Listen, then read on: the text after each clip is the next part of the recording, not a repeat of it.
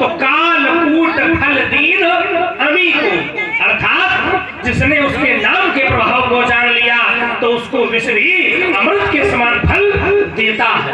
तो नाम के प्रभाव को, हरि के गुणगान को, और यहाँ पर तो इतने अच्छे श्रोता है, ज्यादा गुणगान बताने की आवश्यकता नहीं है।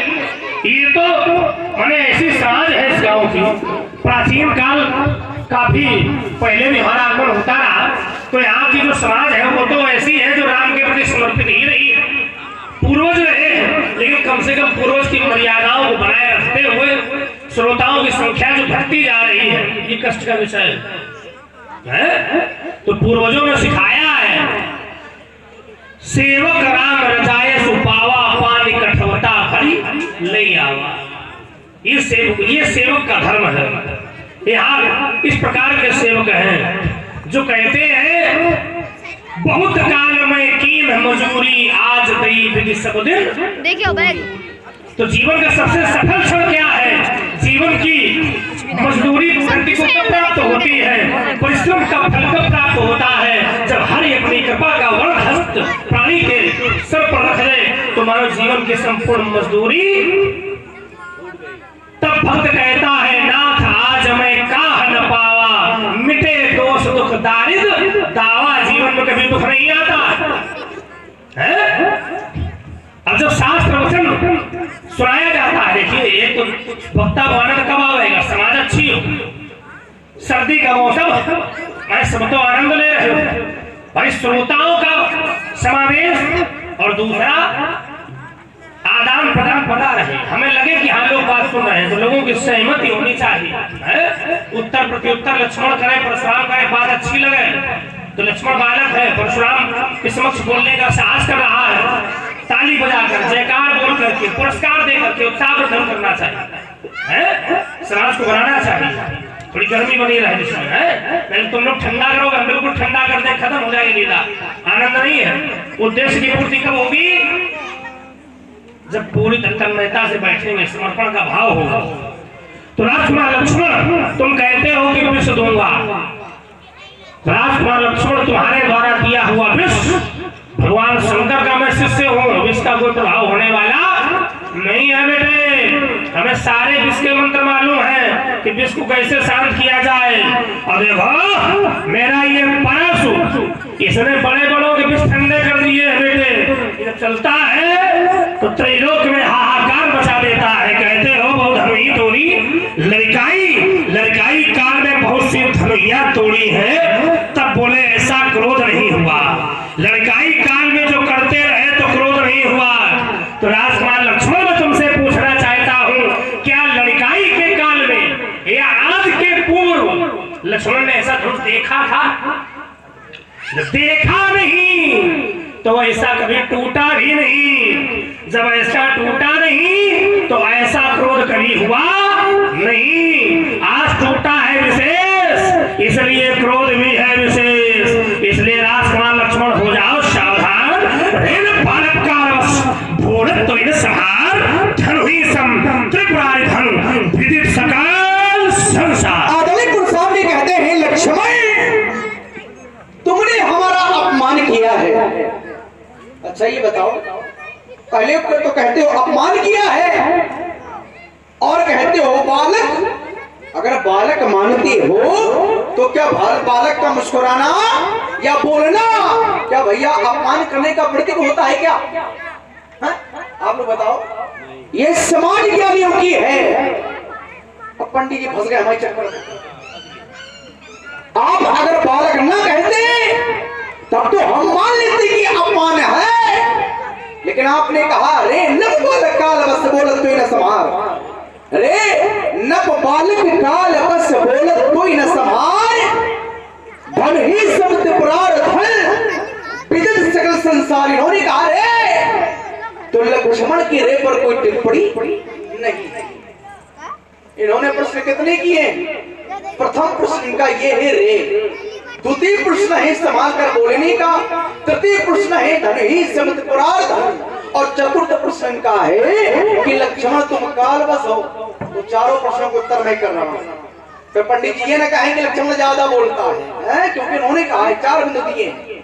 इन्होंने कहा लक्ष्मण रे, तो लक्ष्मण की रे पर टिप्पणी सही नहीं है, क्योंकि महात्मा जी बड़े हैं और हम छोटे हैं। देख लो, हम छोटे हैं और हमारे आदरणीय परशुराम जी बड़े हैं। रे है और एक है वो, इस समुदात्मक अपने हैं। अपने से छोटे के लिए किसका प्रयोग किया जाता है? अपने से छोटे के लिए रे का प्रयोग किया जाता है, अपने से बड़े के लिए हे का प्रयोग किया जाता है, और अपने से बराबर के लिए हो का प्रयोग किया जाता है। इसलिए आप बड़े हैं और हम छोटे हैं, आप हमको रे कह सकते हैं, तुम कहा हो, लेकिन आपने कहा संभाल करके नहीं बोलते हो। तो ध्यान देना सारे लोग, कहते हैं लक्ष्मण संभाल करके नहीं बोलते हो। तो यहाँ हमारा तर्क है, अभी तक की प्रस्तुति में ध्यान देना सारे लोग, एक एक बात पर ध्यान देना। अभी तक की प्रस्तुति में या अपनी वाणी में लक्ष्मण ने ऐसे कौन से शब्दों का प्रयोग किया, ऐसे कौन से शब्दों का प्रयोग किया जो यह प्रमाणित करता हो, जो यह घोषित करता हो कि मैं संभाल करके नहीं बोला। लेकिन जब आप बोले हो तो क्या भैया वेदवाणी बोले होगा?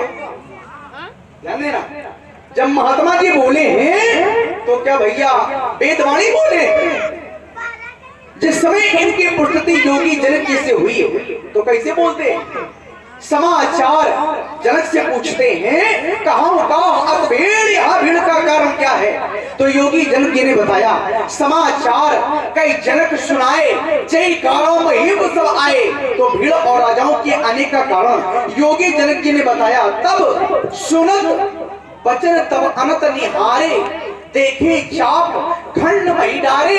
तो जिस समय आपने योगी जनक जी के वचन सुने थे, टुकड़े देखे थे, तो आपको भैया मनन करना चाहिए था। क्यों? जिस समय आपने टुकड़े धरती पर देखे थे तो आपको मनन करना चाहिए था कि धनुष साधारण नहीं था। अभी आपने कहा कि लक्ष्मण ने ऐसा धनुष पहले देखा नहीं, ऐसा टूटा नहीं है, इसलिए हमने क्रोध नहीं किया। तो धनुष जो था साधारण नहीं था। तो आपको मनन करना चाहिए था, आपको चिंतन करना चाहिए था कि तोड़ने वाला भी कोई साधारण नहीं होगा। इस पर आपने मनन और चिंतन नहीं किया। तत्काल अदृश्य बोले, अदृश्य बोले वचन कठोरा, कहू जल जनक धनुष के तोड़ा। बेग दिखाओ, योगी से कहते हैं बेग दिखाओ, मूड नत आजू, उल्टो मही जहां लग तब राजू। कहते रहे मूड, हमारी भाषा हम कहते हैं आदरणी, हम कहते हैं माननी, बहुत खराब है। अब ये किसे बोलते हैं? अरे मूड, धनुष तोड़ने वाले को दिखाओ, और कैसे दिखाओ? शीघ्रता से दिखाओ, धनुष तोड़ने वाले को दिखाओ, नहीं तो जहां तक कि तुम्हारा राज है वहां तक की धरती को मैं उलट डालूंगा। जरा विचार किया जाए, जहां तक की राजा जनक का राज है वहां तक की रहता कौन है? तो उत्तर मिलता है जहां तक की राजा जनक का राज है वहां तक की रहती है राजा जनक की राज की प्रजा। तो जब महात्मा जी भूमि को उल्टेंगे तो भैया कष्ट किससे मिलेगा? राजा को या प्रजा को? आपको मिलेगा लेकिन कभी खिला रहे, मतलब कष्ट मिलेगा लेकिन कभी खिला रहे। प्रजा को कष्ट मिलेगा, अर्थात इनकी दंड व्यवस्था है। अगर राजा इनके आदेश की अवहेलना करेगा, राजा अपराध करेगा, तो दंड महात्मा जी राजाओं को नहीं देंगे, दंड देंगे प्रजा को, जिनका कोई दोष नहीं है। हमको ऐसा लगता है 2-4 राष्ट्रों में इनके जैसे राष्ट्र अधिकारी व दंडा अधिकारी बना दिए जाए तो जल्दी सब चौपट हो जाए, क्योंकि जहां जाते वहां सब चौपट कर देते।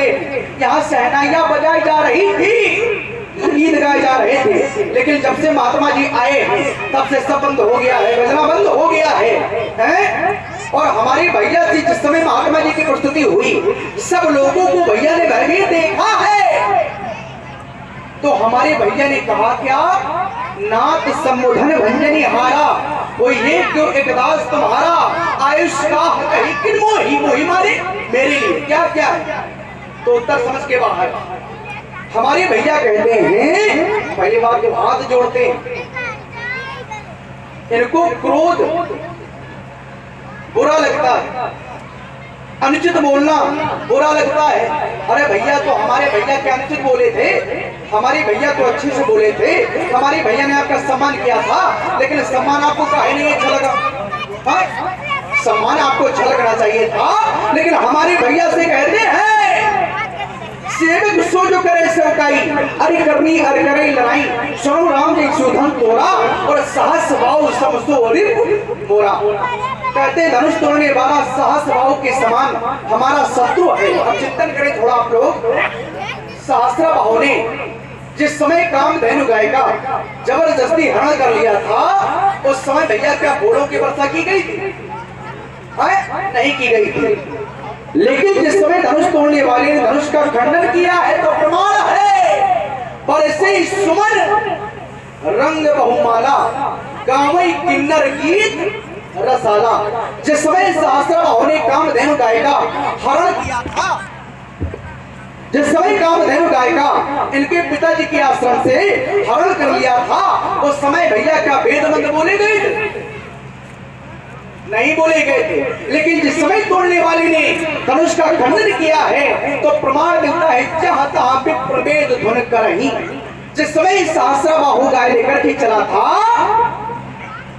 तो क्या तीनों लोकों में यश फैला था?